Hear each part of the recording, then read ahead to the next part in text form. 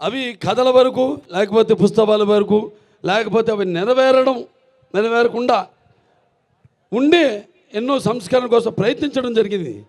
కానీ ఒక ఎన్టీఆర్, నేను చెప్పాను ఎన్టీఆర్ అంటే కేవలం నందమూరి తారక రామారావు గారు కాదు. ఎన్ అంటే నటనాలయం, ఆయన ఇల్లే ఒక నటనాలయం. టీ అంటే తారమండలంలోని తారక ధ్రువ తారకుడు.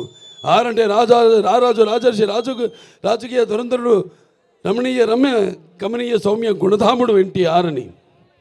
మరి ఆయన నిరుపేదలకు, అట్టడుగున దారిద్ర రేఖ దిగువ ఉన్న వారందరికీ కనీస అవసరాలైన గూడు గుడ్డ ఇచ్చిన ఒక మహానుభావుడు నందమూరి తారక రామారావు గారు.